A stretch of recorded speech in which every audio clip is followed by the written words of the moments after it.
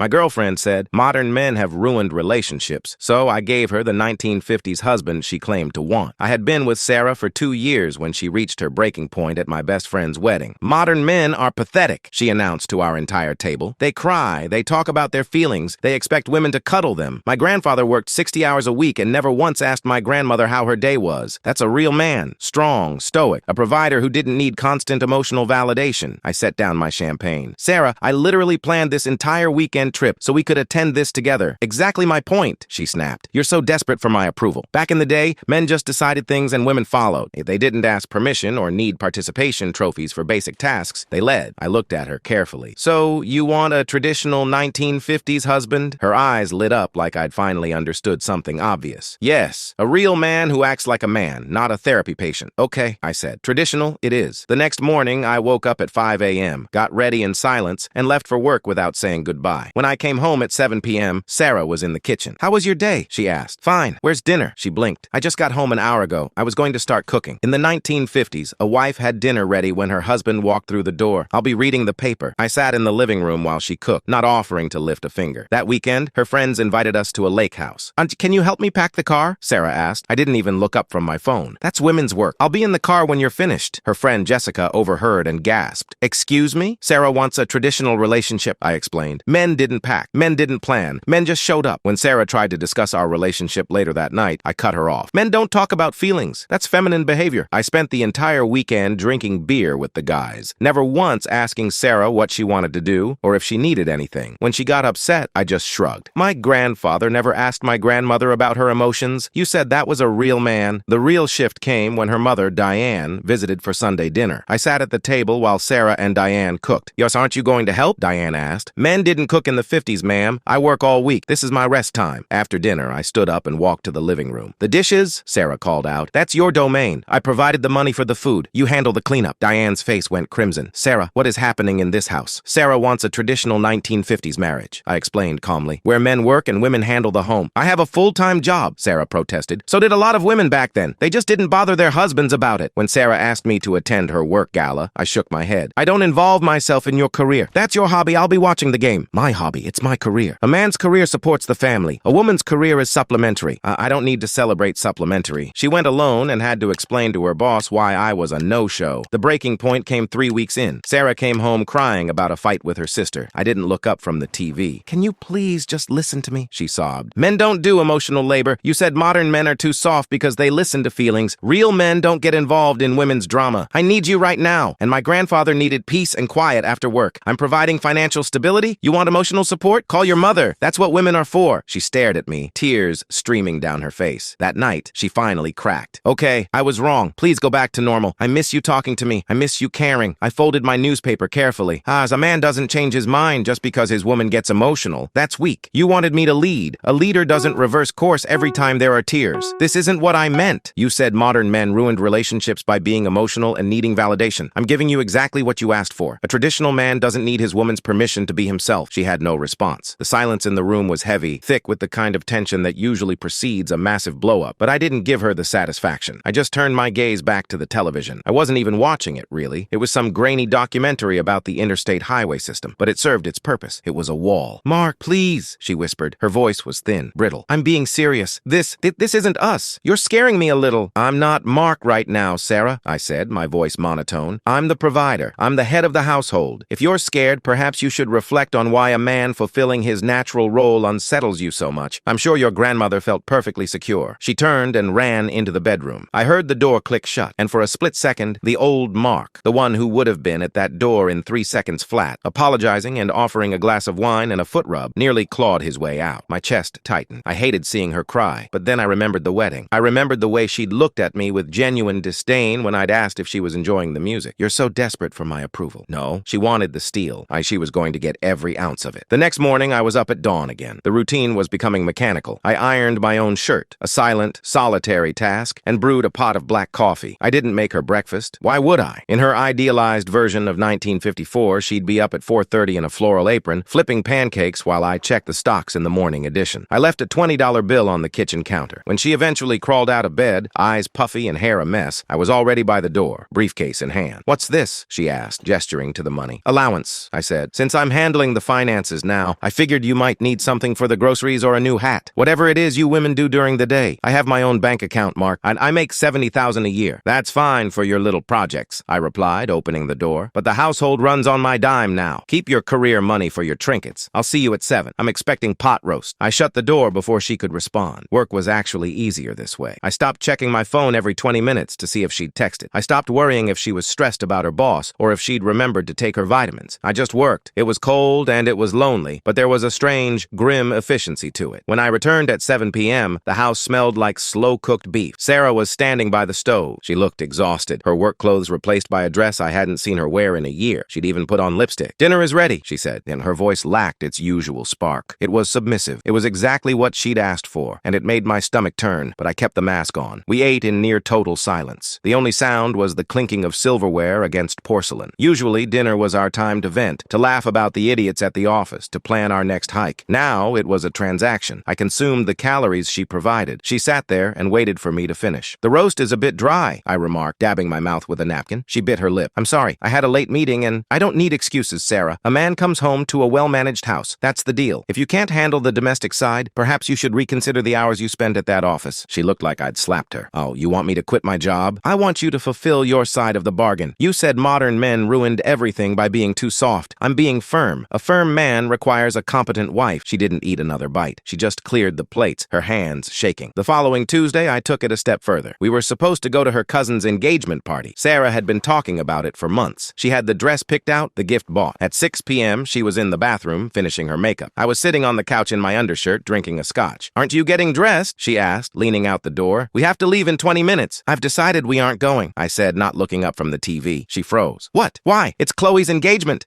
Everyone is going to be there. I had a long day. I don't feel like socializing with your family. I've decided we're staying in. Fix me another drink." "Mark, you can't be serious. I promised her. We already RSVP'd. I stood up slowly, tall and immovable. I looked her dead in the eye. "Sarah, a real man decides things. Women follow. Isn't that what you said at the wedding? You said you hated men who asked permission. Well, I'm not asking. We aren't going. Now get out of that dress and make yourself useful. The hall closet needs organizing." She stood there for a long time, the silence stretching between us like a physical weight. I could see the gears turning in her head. The realization that the strong, silent provider she'd fantasized about wasn't a romantic hero in a movie. He was a vacuum, and he was a person who took up all the space in the room and left none for her. She didn't organize the closet. She went into the bedroom and stayed there for hours. I sat in the dark, sipping my scotch, feeling like the biggest villain in the world. Every instinct I had was screaming at me to go to her, to hold her, to tell her it was just a point I was trying to make. But I knew Sarah. If I broke character now, she'd categorize this as just another emotional outburst from a modern man. She needed to feel the full, crushing weight of what she'd wished for. The weekend arrived, and with it, the ultimate test. My parents were coming over. My mother is a firebrand, a retired lawyer who raised me to respect women as absolute equals. My father is a gentle soul who does most of the cooking. Before they arrived, I pulled Sarah aside. My parents are coming. I expect you to handle the hosting entirely. I'll be in the study talking shop with my father. Don't interrupt us unless it's to offer refreshments." "Mark, your mother will lose her mind if you treat me like a servant," Sarah whispered. "My mother is a product of a ruined modern era," I said coldly. "We are showing them how a real household functions. Don't embarrass me." When they arrived, the tension was palpable. My mom, Susan, walked in and immediately went to hug Sarah. Sarah gave her a stiff, awkward squeeze and then immediately scurried to the kitchen. "Can I get you some tea, Susan? Or a gin and tonic?" Sarah asked, her voice hovering an octave higher than usual. "I can get it myself, honey. Sit down," Susan said, heading for the kitchen. "No!" Sarah almost shouted. Mark prefers I handle the guests." My mother stopped in her tracks. She looked at me, sitting in my armchair, puffing on a cigar I'd bought specifically for the occasion. The smoke curled around my head like a crown of arrogance. "Mark?" my mother asked, her eyes narrowing. "What is going on? Why is Sarah acting like she's auditioning for the Stepford Wives?" "She's just being a good wife, Mother," I said, flicking the ash into a tray. "Something the modern world seems to have forgotten. Dad, come into the study. I want to show you those blueprints for the new deck I'm having built." My dad looked at my mom, then back at me. "Blueprints? Mark, you can't even draw a straight line. And since when do you smoke?" "Since I took charge of my life," I said. "Let's go." For 2 hours, I sat in the study and gave my father the most boring, a one-sided lecture on manly topics I could conjure. Outside, I could hear the low murmur of my mother's voice and the occasional clink of a teacup. I knew Susan was grilled Sarah. I knew the intervention was coming. When we finally emerged, my mother was standing in the middle of the living room, purse in hand. She looked ready to commit a felony. "We're leaving," she announced. "So soon?" I asked. "Mark, I don't know what kind of midlife crisis you're having at 30, but if I see you treat this girl like a piece of furniture one more time, I will personally finally remind you who taught you how to walk. She turned to Sarah. Call me if you need a place to stay. Tonight. They left, slamming the door behind them. The silence that followed was different. It wasn't the silence of anger. It was the silence of an ending. Sarah was sitting on the edge of the sofa, staring at the empty tea tray. Is this what you wanted? She asked. It wasn't a snap or a snarky comment. It was a genuine question. I'm providing, Sarah, I said, leaning against the door frame. I'm stoic. I'm strong. I haven't cried. I haven't asked for your validation, and I've led every single decision we've made for 3 weeks. This is the 1950s husband. He's a rock. But the thing about a rock is, it doesn't love you back. It just sits there. I can't breathe, she said, her voice cracking. I feel like I'm disappearing. You don't see me. You just see a function. A person who makes the roast and cleans the dishes. I thought I wanted someone who took the lead so I didn't have to carry the weight of every decision. But I didn't mean I wanted to lose my voice. You said modern men were pathetic because they listen, I reminded her. If I listen to your complaints now, I'm being pathetic again. I'm being emotional. A real man wouldn't care that his wife feels like she's disappearing. He'd just wonder why his tea is cold. She looked up at me, and for the first time in weeks, the mask I was wearing started to feel like it was made of lead. I was wrong, she whispered. I was so wrong. I was stressed, and I was looking at the past through a lens that didn't exist. I didn't want a 1950s husband. I wanted to feel like I didn't have to do everything alone, but I turned that into an attack on you, on the things I actually love about you. I didn't move. A leader doesn't reverse course just because— Stop it, she screamed, standing up. Stop the act, please. I miss Mark. I miss the guy who asked me how my day was because he actually gives a damn. I miss the guy who cries at Pixar movies. I miss my partner. This guy, this traditional man. He's a ghost. He's a hollow shell. I'd rather be with a therapy patient than a statue. I stood there for a long beat. Then I slowly reached into my pocket, pulled out the cigar cutter, and set it on the table. I took a deep breath, the first real breath I'd taken in 21 days. I started, and my voice finally had its warmth back.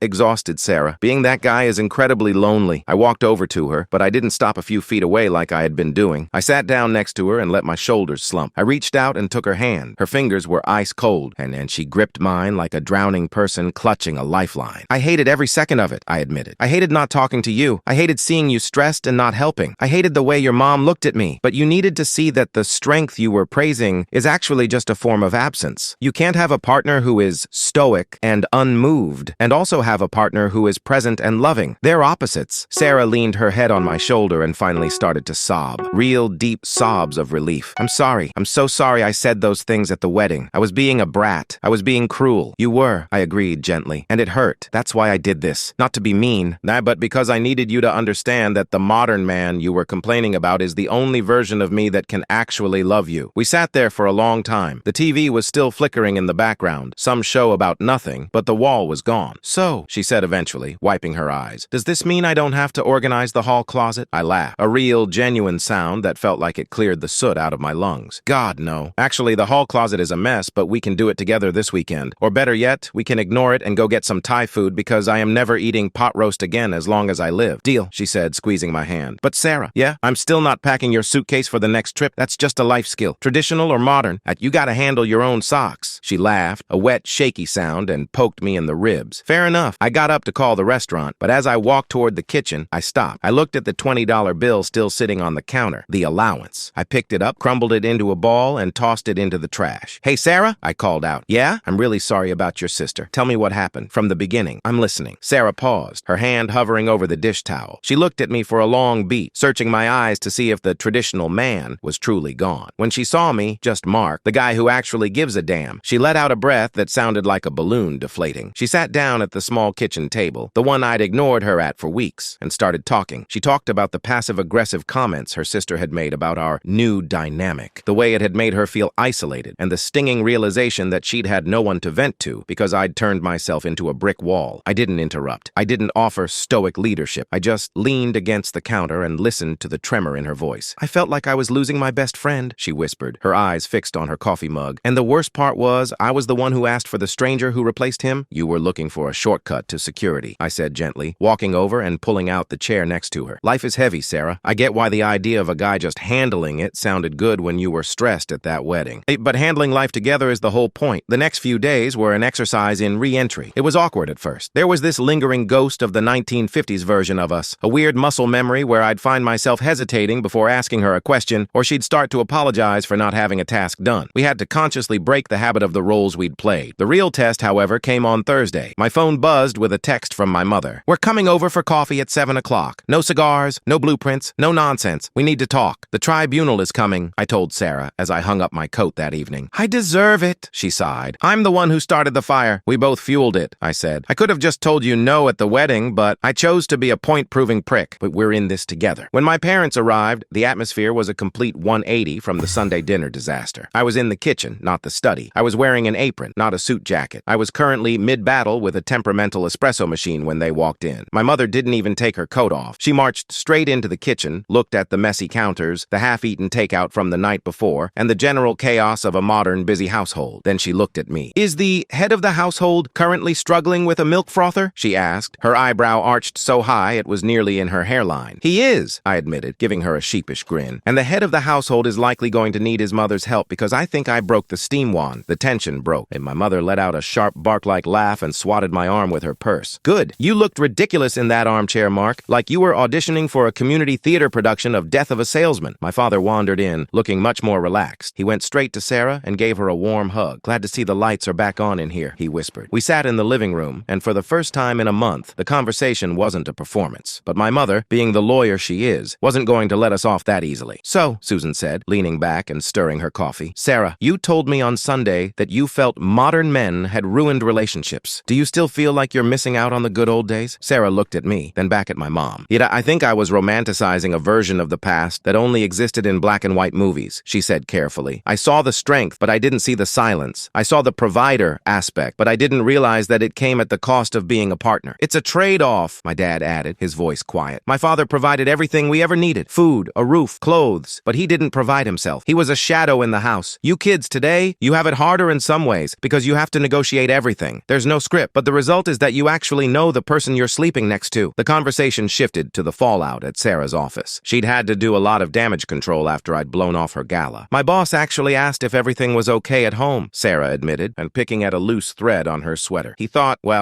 you were being controlling, which technically you were. I was, I said, the guilt hitting me fresh. I'll write him an apology if you want, or I can come to the next happy hour and prove I'm not a monster. Maybe give it a few weeks, Sarah laughed. Let's let the traditional Mark legend die down first. By the time my parents left, the house felt lighter. The great thaw was complete. As I locked the front door, I saw Sarah standing in the hallway, looking at the closet I'd told her to organize when I was being a jerk. You know, she said, it actually does need to be organized. It does, I agreed. But tonight, I'm thinking we just leave it. I want to hear the rest of that story about Brenda's stapler. You sure? Oh, it's pretty mundane women's drama, she teased, throwing my own words back at me. I pulled her into a hug, burying my face in her hair. I've had enough real man silence to last me a lifetime. Give me the drama. Give me the feelings. Give me all of it. We spent the rest of the night on the couch, talking until our voices were hoarse. No roles, no scripts, no 1950s ghosts. Just a modern relationship, messy, complicated, and perfectly loud.